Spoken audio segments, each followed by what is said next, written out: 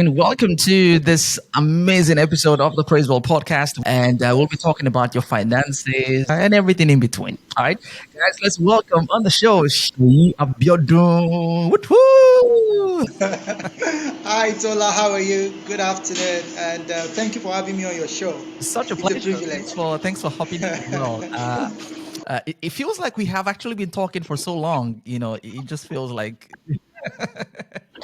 Okay, so where do we start from? First, your name Shayi the assistant. What exactly does that mean? What does the assistant there mean? So, assistant, where did that name come from? It was just an attempt to be able to separate myself from the pack. You know, so the role itself is that of an enabler, right? I believe it's really not for anyone, right? You have to be comfortable because you are literally working to make another person look good. So if you are someone who really likes the spotlight, you want the show to be on, you want to be the center of attraction, it might not be a good path for you because really it's about another person, right? All the literal meaning is all the things you'll be doing, right? When someone is successful, for your own success, someone else takes the glory. And then when that person fails, that person's failure is also your failure. So it's really about enabling, working at the background, making another person look good. That is the essence of the Shayi job. the assistant. I like it. I like a nice perspective. Okay, now let's. There's a post you shared some time ago. I think it was on Instagram. Just saying thanks to your followers or something like that. And you mentioned something about how you noticed a dramatic change when you shifted focus to giving value or trying to help people that were following you. And that kind of like brings my attention to value, giving value, solving problems, and how that in turn relates to success or wealth or whatever it is that one is trying to achieve.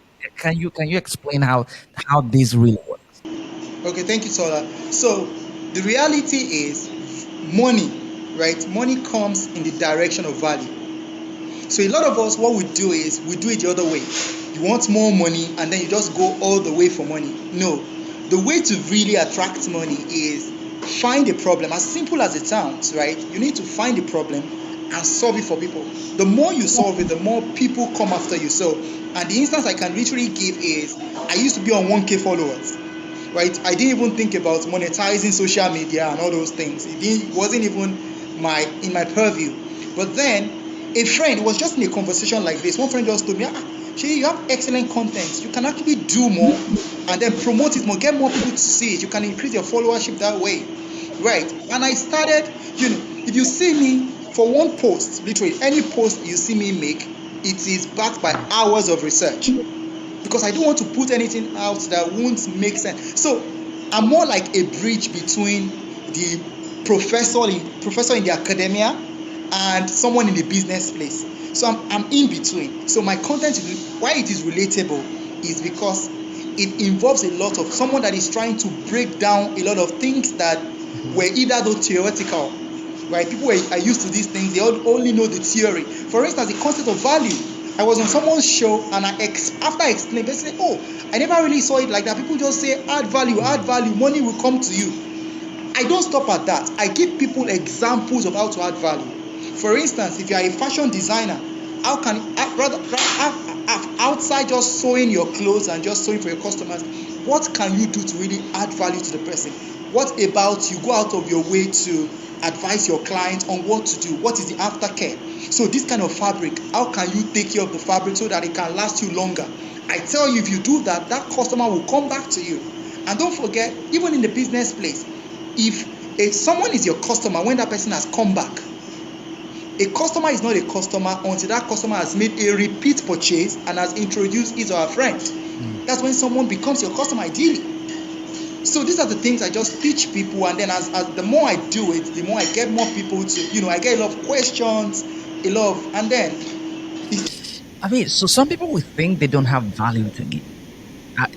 Do you think there are people who don't have anything? okay, I think this will be my story when I was an undergraduate. When I used to see talented people that could sing, Yeah, yeah. people that could do drama, I couldn't do all those things. Sometimes I used to ask God. Sometimes I used to ask God, what is my gift? I don't have any gift though. Until I took time to observe myself and I realized that my gift is very subtle. Is really to break things down, make people understand things. I didn't see that as a gift before. It is not everybody that can explain things, complex things. And this happened when I was doing my masters in the uni then. So professor would just come to class, after reading the notes, everybody will be so, there's that whole feeling that people have. They are in awe of the professor, is so brilliant. But what did you learn after? Nothing. And then I started taking tutorials for my classmates. It became so clear that I was good at this thing because just before exam, people will be scampering, as in begging me, "Shey, come and explain this thing to us." Because there's a way I explain with street knowledge, with everyday examples that people I don't know how it comes. I believe so. That's what convinces me that everyone, no matter who you are, there is something you can do better than. But the problem is we keep looking at other people. This person is better than me. I keep looking at. If I continue looking at people that could sing, I probably won't be doing anything with my life now. So it's just for us to make that switch. Look at your own self. What are the natural things? It could be that something that no other person is even doing that you can do. Maybe you can even jump better than other people, or you can, whatever it is. Everybody has something. God did not create any. That's very true because I was having a conversation with a friend just a few days ago. We're talking about talents because I was saying like everybody has some gifts, some potential. And this friend has a different opinion and says, hey, it's only about skill. Like, you just have to put in the work and then that's it. But I'm like, there's a fine balance between talent and skill because you can actually put in a lot of skill into a particular area that you are not really gifted at. It will take you a lot more work. But there's this ease that comes with, putting that skill into an area where you are naturally, gifted in. So the question is, because we're going to talk about money, but this is a really good place to start because, like you said, you're able to get the value when the money comes. Because we can't talk about managing money when we don't even have the money. Okay, so if I may quickly put this out, I think and I believe that talent is overrated. Right? So even though you are talented, if you don't develop your talent, right, and become skillful at it, you won't still use it to do anything significant, right? Anyone you see. So the good thing is, I like that argument about skill and talent. I believe that skill is a developed talent, a useful talent. Talent is something raw, is potential that is latent that you might decide not to do anything about, right? So if I have to hire two people, if I have to hire one person between someone that is talented and someone that is skillful, I will go for someone that is skillful because skill really is something you can exchange. Talent, sometimes a lot of people don't really do anything with their talent and they just let it lie low. So what I would advise is, if you're in that space where you are confused about what your talent is, what your skill are, and all of that, so you can start from a place of what is that problem that really breaks your heart, sort of, right? You can start developing a skill. You can learn any skill. I am a champion for DIY, do it yourself. The number of things that I do, it will surprise you, right? And this is how it comes. I was home during that election period, during that presidential election period, and I've been calling this my AC guy to come service the ACs at home. We have about 5 of them, and each time he comes around, he charges 5k for each of them. And the guy told me that he couldn't make it, there is no cash and all of that. Do you know what I did that day? Because the AC had started to drip water and it was affecting me. So what I did was, what's difficult about this thing, sir? I went to YouTube and I just how to service LG AC, and it was there live and direct. I just spent another 15-20 minutes watching that video. I watched it for the first time. Then the second time I brought out my tools and I started following it back to back. Guess what? I fixed the 5 ACs on that day after I've gone to vote. I have saved 25,000 naira. So any skill can be learned. You can learn how to build a website if you want to. You can learn any skill. So that's what I would say. Whatever it is you want to do, It might even start with an interest. What are you interested in? Let's say you don't even have any talent, you don't have any skill, but you have an interest in something. Go for it. Build skill in that thing and start to use it. Yes. Right, right. That's significant.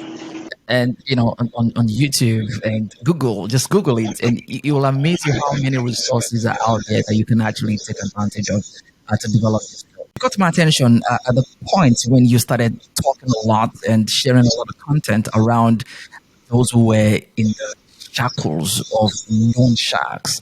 But most times people take loans because they really need money to do something, like cash strapped, and they need a bailout. And they get in there, and it's hard for them to come out. What would you say is the from all these experiences you've had? Because I know you have spoken with a lot of people, and so you have a lot of case studies. If I ask you, what is that recurring decimal that you think most people in that situation? You see, this loan shark issue, right, is something that really breaks my heart. I know. Because I have spoken to, this is me being mild, I've spoken to not less than 500 people, right? Wow. A lot. Every day I speak to minimum of 30 people, trying to talk people out of depression, Wow. trying to talk them out of suicide. Is that bad, Mm-hmm. right? So, and the funny part of it is, these are good people. A lot of them are good people, and these are people who have modest lifestyles. If you go to their pages, they message me on Instagram. So one of the things I do is to go to their pages and check it out. They don't have anything luxury on their Mm-hmm. page, like nothing. Some of them don't even have cars. Some of them don't have still live in a one-bedroom apartment. Some of them live in the remotest part of Lagos. So it's not like they have anything that suggests that they are living above their means. Some of them really. So how come? So what I realize is lack of wisdom. That's the first thing. Ignorance. That's the first thing. Then the second, there's something about the African culture, right, that puts unnecessary pressure on people, and people don't know how to say no. For instance, a particular girl, right, got into debt. She's in debt now of 12 million naira, TOLA, 12 million naira, and she earns, to give you a context, she earns 400k, right? And repayment for these loans, Wow. she needs to pay 1.5 million naira repayment every month, and she earns 400k. Wow. From the calculation from my session with her, I realized that if she pays 100% of her salary as down payment for this loan every month, it will take her 4 years to finish paying. And it is very unrealistic for anyone to drop 100% of their salary. It's because you have needs. So how did she get into Almost this? impossible. How did she get into that box? Right. She has Mm-hmm. parents, she has siblings. She's the firstborn, right? She's the firstborn. She has about 3 other siblings in university. So because of that, the bulk of the expense of the family is on her. So she needs to pay school fees of her siblings. So these things she can't afford based on how much she earns. So it's just a function of saying, coming to your family to tell them, this is the situation, I cannot afford this thing. So if what I can afford is 100k monthly, let every other person go and find an income. So I cannot have a sibling in 311 university that is not earning anything. Unless you can't support yourself in a way, you should be able to support yourself. Even if you can't pay your fees, you should be able to buy your books. Support yourself, literally. So do you understand? So that's what I feel. So a lot of people cannot say no. So you need to be able to say no, and of course, ignorance. Yeah. Yeah, this gets me to an interesting part, because as Christians, we we're encouraged, by the Bible, of course, and by the church, to give. So basically, how do you get a balance of generosity, giving to people, giving to the church, giving for projects, maybe family or friends, or help? How do you get a balanced generosity and being frugal with your? Okay. So this is what I encourage, and that's what every other person also encourages, that everyone needs to work with a budget. right? So let's say you earn 100K, right? My encouragement is your givings, right, should be around 20%. If you earn 100K, your giving should not be more than 20%, 20 to 30%. That you are too nice, 30%. And that 30% is, say you are a believer, you want to give your tithe. You want to give your tithe 10K, 10%. You want to also give to your family, means your parents, you should give to your parents. It's a good offering to do. It's a good thing to do. You want to give to your parents as well. And then maybe another free will offering, 10%. But do not go beyond that. So what would normally happen is, when you have exhausted the portion of your income that is for giving, for free will offering, right, giving to the poor, what you should do is, if you have any other request, you should be willing to tell people to wait till the next. So once you've exhausted what you have planned or what you have budgeted for free will offering, right, let me not deceive you.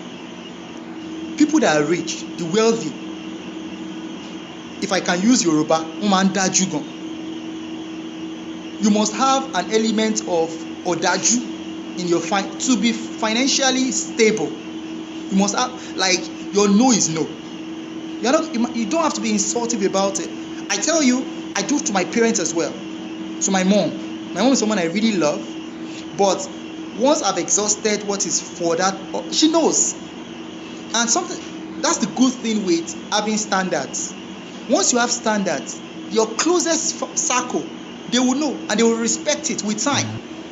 Another standard I set, for instance, is I don't by my standard, I don't do ashwebi. I don't buy. I'd rather convert the money and give the person celebrant the money. I don't buy it.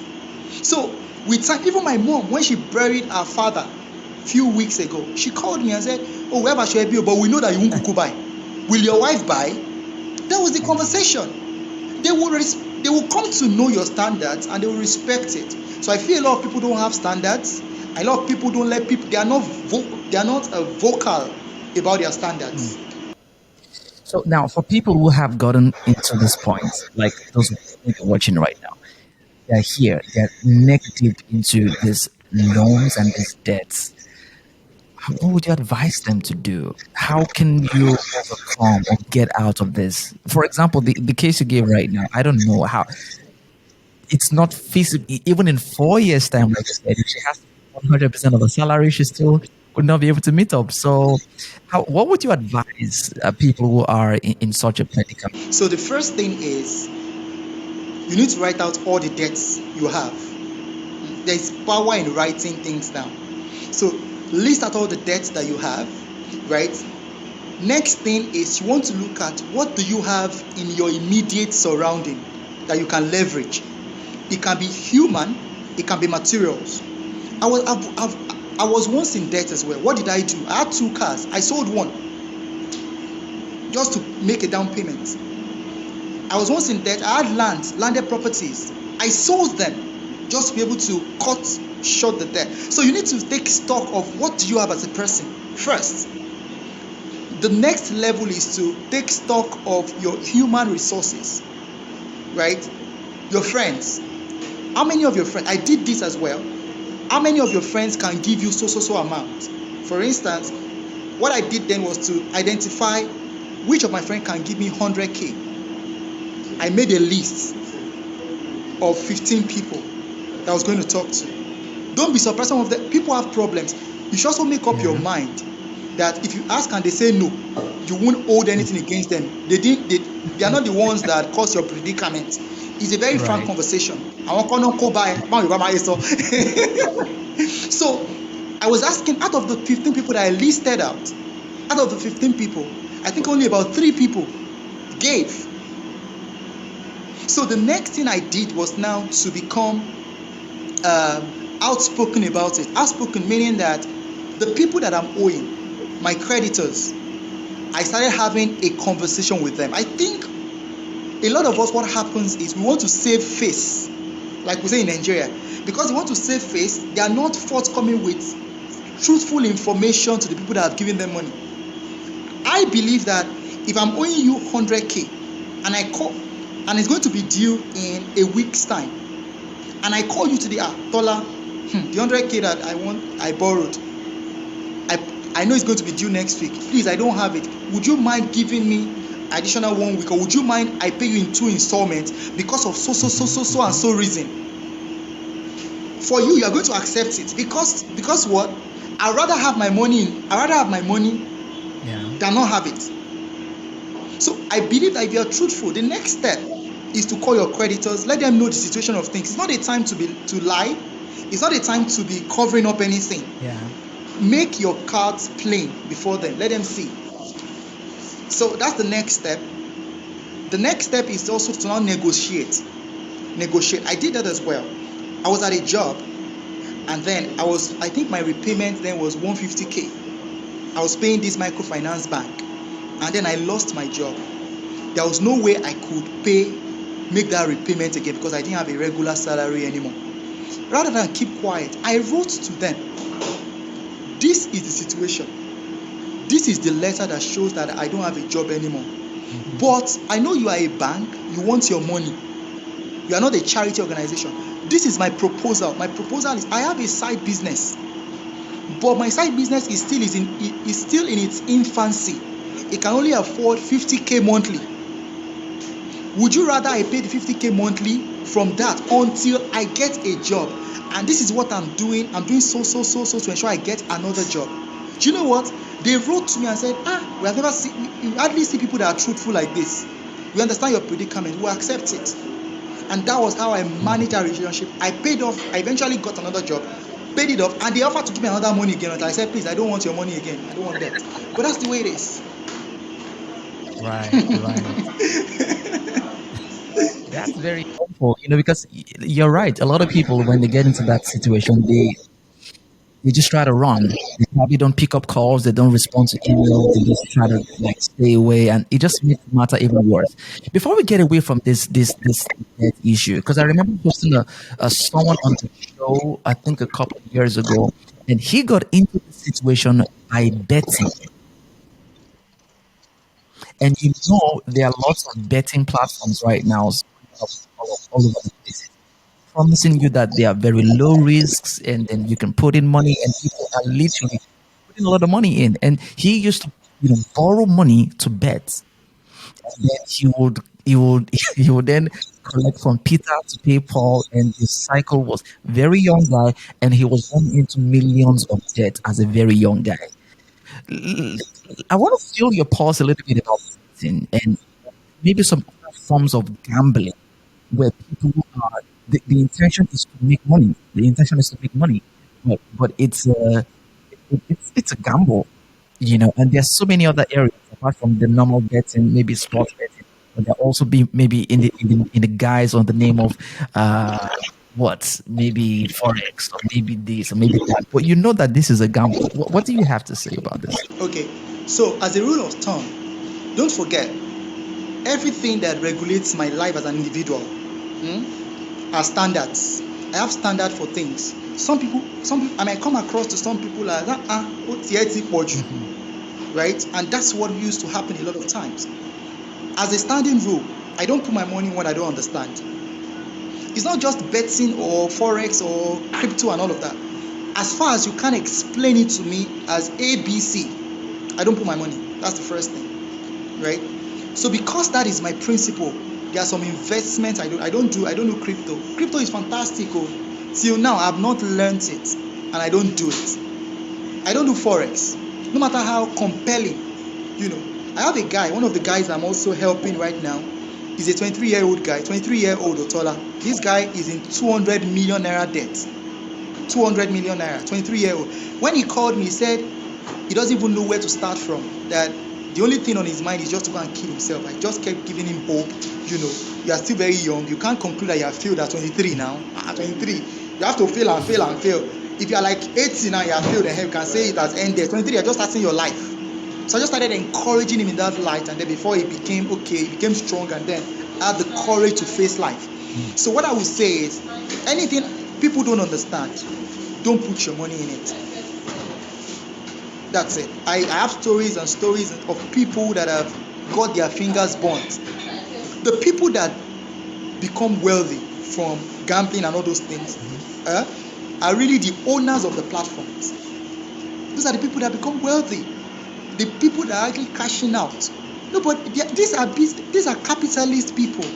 No capitalist person would just, it's not a charity, right? Even if they give you, I don't know whether you saw it, I posted another story of husband and wife that their marriage is in a mess right now because the husband started gambling, and he started with 100 naira, 200 naira. Before you knew it, this guy has metamorphosed into millions of naira. It's so bad now. He lost his job. He used to be he's a pharmacist. He has a job. You know, all these pharmaceutical companies, salespeople, they'll give them a car and they'll give them a bus, like a van, and then they give them products to sell. They're supposed to remit money to the company. So this guy was using the company's money on his steps to play bets. Company's money. So until he became 20 million naira.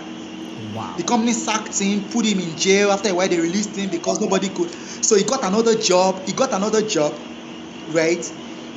After a while, he started using another company's money as well to play bets until they sacked him at the second job now. His full-time job now is gambling. Who wants to live that kind of life? It's like you just can't stop. So for me, it's not a good way to go. Like an addiction where you just. It's now a full-blown addiction. Wow. Okay, so let's move away from the areas that you don't understand to the one that I know you understand, which is affiliate marketing.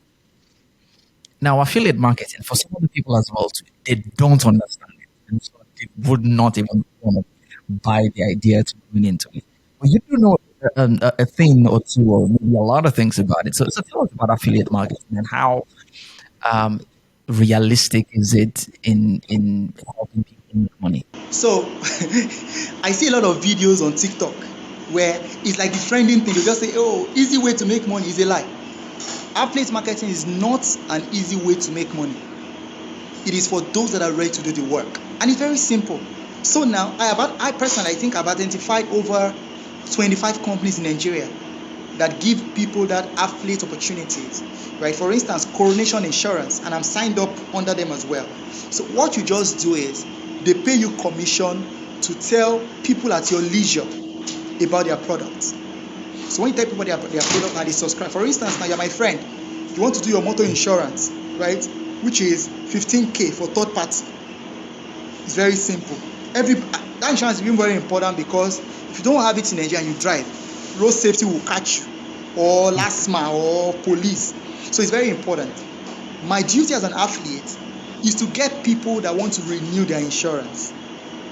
They pay the 15,000 to the company, and for every 15,000 naira I sell, the company gives me 2,000. So it means ultimately, if I'm able to sell like 20 in a week, which is possible, that's why I'm saying it's a lot of work. But people don't let people know about the work involved. There's nothing that is a walk in the park. Like it's just easy, you just cross your leg and then the money is a lie. So for you to be successful in this Coronation affiliate marketing, for instance, it means you must be ready to go to garages where you have a lot of cars. I even used to give people an idea. You are a church member, you go to church. Church, we like ourselves, even if it is pretense. So you can actually go to church after service, you go to your car park, and there is a platform, right, that allows you to check whether a car has a valid insurance. So you can just check out, oh, this is Mr. John's car. His insurance has expired. Then you can meet Mr. John after, Mr. John, your car has expired though. And then if you know the person, you can just sell it to that person. That's easy to sell. The same thing with Amazon. Amazon has an affiliate program as well. There is the influencer one and there is the regular associate one. The influencer one is maybe you have a certain level of followership, right? They allow you create a store. For instance, I have a store there where I choose product that I like. So if you go to my dashboard on Amazon, I have a dashboard inside Amazon. So you can see I have laptops, I have iPhones, product that I personally like. And then when I put out content, I can talk about it in passing and then tell people to click on the link in my bio to shop. So that's the way affiliate marketing works. It's not a walk in the park. There is a work that is required. If you can do the work, is something that can give you steady income. Nice, nice, nice. Makes sense. The three M's of money. You make the money, you manage the money, and then you multiply the money. So let's assume that we have crossed the stage of overcoming debts and paying off your debts, and you stabilized in some way. We have identified our values, and we are now able to make money from the values that we create or the problems that we solve for people. So let's assume, hey, someone is already making some steady kind of income either through one of these areas that we have mentioned. The next thing now is to manage the money, possibly to save, to cut wastage and all of that, and then multiply the money. Can we go now to the manage part? Can you tell us a bit about managing the money and then multiplying the money? So I will start by saying, so one of the principles that really drive what I write about is that I realize that not all of us would have the kind of Dangote money or the money that we really want for life, right? As a matter of fact, there is a research that says that only 10% of active working population eventually work in the work or in the job of their dreams. Do you understand that?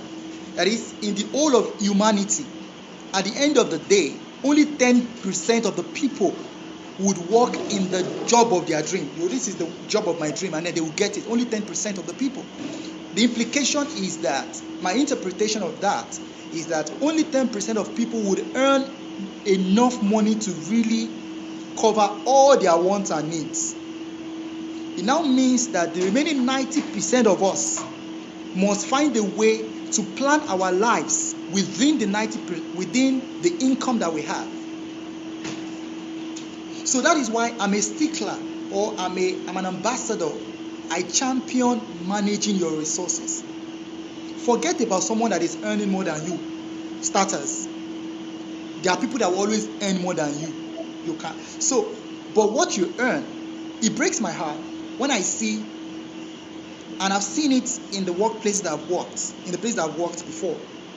I used to have a manager who was like a deputy manager. As at then, I'm talking about 2008 thereabout. His salary was close to 500k in 2008. This was how many years ago now? But this guy, because of lack of financial planning, borrows money from his driver who earns 35k. How does he borrow the money? Doesn't borrow it directly. Just says that the driver wants to buy fuel into the car. Just say, buy it, I'll give you. First day. 3 days after, sir, we need to buy fuel. Buy it, I'll give you. At the end of the month, he's owing the driver 25k on fuel because of lack of financial planning. So it is not really what you earn, but how you manage what you earn. In this same Lagos that we stay, a lot of drivers are the lowest paid people in every organization. A lot of drivers, and this is, you can go and verify this, a lot of drivers live, once they tell you that, where is your house? They tell you that they live in Ikorodu, or in all these far places. Do you know the shock at TOLA? These guys live in their own houses, built houses. We, the guys that they are driving, we are living as big boys and girls on the island in duplexes that we have rented. Some of us live in these massive duplexes. We have different cars, but no land to our name. So the problem with an average Nigerian, an average worker, is how to manage the resources that they have. So how do you manage your resources? The starting point is to have a budget. Right? I'd already said that before. Budget is very important, where percentages are apportioned to everything. All the money I earn have percentages. So it's so bad that if I exhaust, let's say the money for fuel for this month is 25k. For generator fuel is 25k. And NEPA takes my light beyond necessary. And that money finishes by the 29th of the month. TOLA, my family will stay in darkness for the remaining 3 days of that month. It is hard training, but that's how it is. You have to be very deep. The way they do these things, I've seen rich people, if you see the way they live their lives, you'll be wondering, with all this money they have, and then they're living like this, and you that don't have money, you are living the other way. So discipline, right? Adhering to your budget. And of course, another way that people lose the money that they have is through all these investment. Stop looking for quick fixes, quick investments. As a rule of thumb as well, all these agricultural, I'm always skeptical about them. Or invest in so farming, so they will get the crop in 3 months and then you get 30%. Me, I'm afraid. I'd rather keep my money in mutual fund. Mutual fund with First Bank. Mutual fund with, say, Stanbic IBTC. That one, they might give me 10% though, but the money is there. But the way it also works in the game of wealth is the more risk you are willing to take, the higher the risk, the higher the return. So when you are still earning small, you have not started earning big, don't go for high risk investment that will make you lose. You'll be discouraged. Because I have lost money. My first 1 million I lost in an investment. The first 1 million I gathered in my life. Someone just came. There is there is a real estate company, not real estate now. There's an oil and gas company they are building somewhere. Then I was a novice. So I took all the money, 1 million. That's the first time I ever saved 1 million in my life. Invested it till today. Shishi, I no see again. From that time I learned my lesson. If I don't understand it, quick investment schemes I don't understand. Even if I want to invest, I need to understand this company, who are the people running it. I'll be more comfortable to invest in a company that I know that Ibukwanwoshika is the chairman, or someone very prominent is the chairman of the company. I'll be more comfortable to invest in that kind of company. So I want to look out for, it's not just the return, but the people running that investment. So these are the ways that people lose their money. And once they block all these leakages, they can have better financial experience. Right, great. So that way, we can manage our funds by discipline, planning our funds, budgeting, and then multiplying. Okay, so for this multiplying, you talked about mutual funds. If you're going bigger risk now, like maybe you're doing mutual funds and then getting some returns, but you want to make some bigger funds. What direction would you advise? So the best way to make bigger money really in business is to do a business. And when I say do business, it doesn't mean do the business yourself. I think the Nigerian mentality or the African mentality is the have it all mentality. I'm here now, I have a full-time job, but I have businesses as well that I don't run. I've partnered with people, right? People that to a large extent I can trust. I've done my assignments. So those are other ways that those are real other ways you can actually make money, right? Looking at businesses that you can invest in. You can see an industry, you can see an opportunity, right? A business opportunity, but because you have a full-time job, you can't pursue yourself, you can get credible partners. So the idea is, I will not put 100% funds in anything that I cannot monitor myself. But I can put 50% of the funds in something and get another person to put 50%, someone that would have time to manage it. The likelihood, if I go into partnership with you and you are the managing partner and I am the silent partner and we have equal stake in the business, you will not let the business fail. Because your money is there. Yeah, your money is in there. It is different from just putting your money and the person doesn't have any stake in the business. They will do anyhow. Yeah. So that's one of the things I encourage people to do. Let's talk about health. Because this is one of the most popular sayings. Health is wealth. How true is that statement, and what does it mean to you? Health being wealth. The reality is, we still need to check our health, right? So what I advise for those in employment that have jobs, it's easier for them because we have HMOs, that you don't have to pay anything. By virtue of having a job, your health is covered, your family's health is covered. I speak more to entrepreneurs and people who run their businesses. Do you know that there are plans, health plans that you can have, you can subscribe to, that you can pay as low as 3,000 naira, like Reliance HMO. You pay 3,000 naira and you have your health covered. So it means if anything happens to you within the month, you just go to the hospital for free and you are treated because you have paid 3,000. That 3,000 can give you health benefit of about 35 or 40,000 naira. So it is different from you don't have anything and then you fall sick and now go and coughing out 50k per once might be a bit difficult for people. So that's what I encourage people to do really. So take care of your health. You can subscribe to all these HMO plans, and if you can do gym is for me too. I had gym subscription, but I have to cut it because I didn't have the time to go. Right, I just have to cut it. So what are the things I can do at home?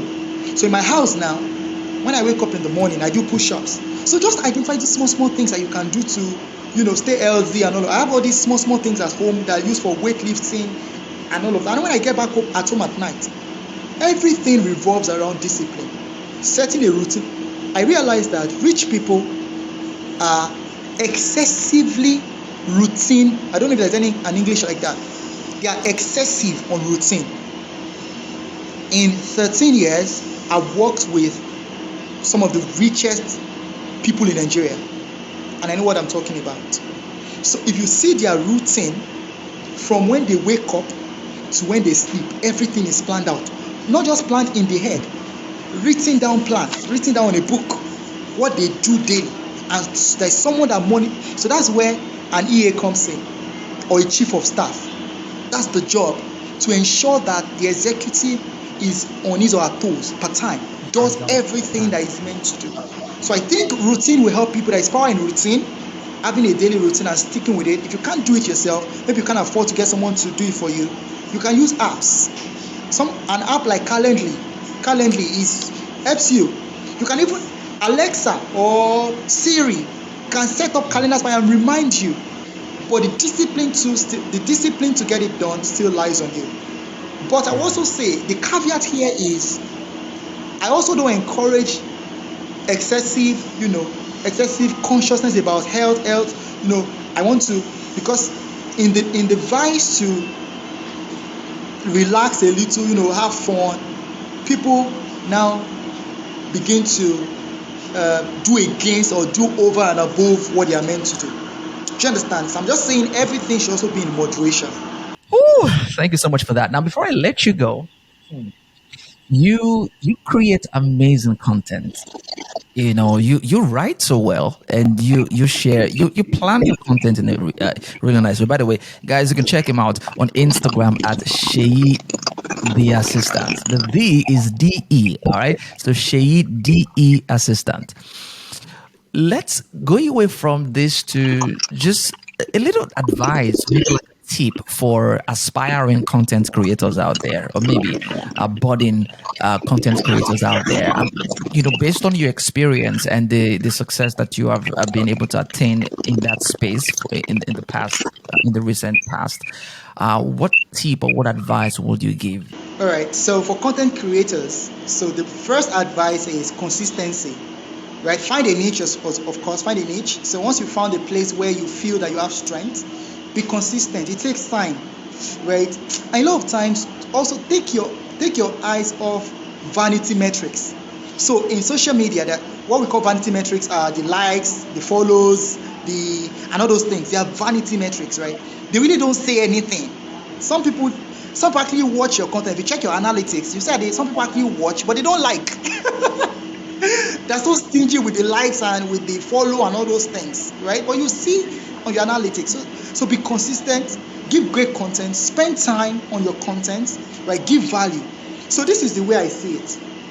I talk your social media platform, my Instagram is like my church. I believe I'm called to ministry.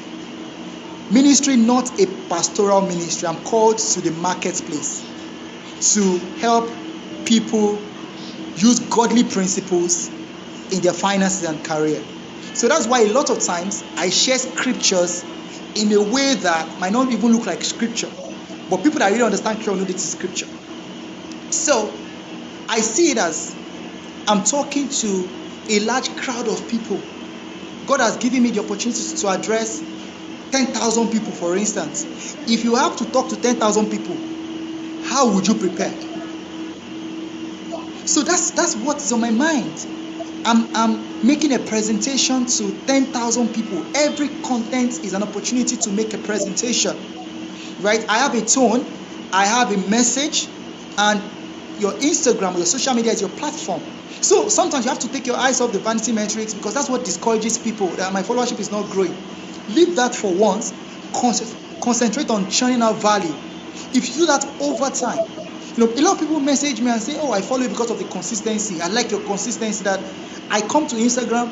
The only reason someone made a comment, and then I had to pin that comment. The person said the only reason why I come to Instagram is because of your posts. And that, before you start getting those kind of comments, you ought to have delivered value consistently. So that over a certain period of time. So I've been doing this now for more than a year, right? And I've been on Instagram for more than maybe like 7, 8 years. But I didn't see anything in the first 5 or 6 years I was on Instagram. But the growth started less than a year, and then it's been a testimony all along. So what I would advise is sometimes take your eyes off the vanity metrics, concentrate on churning out value with time, over time. And it's the way you also grow any business. Any business can be grown to become a multinational. With consistency, you can grow a shop to a global store.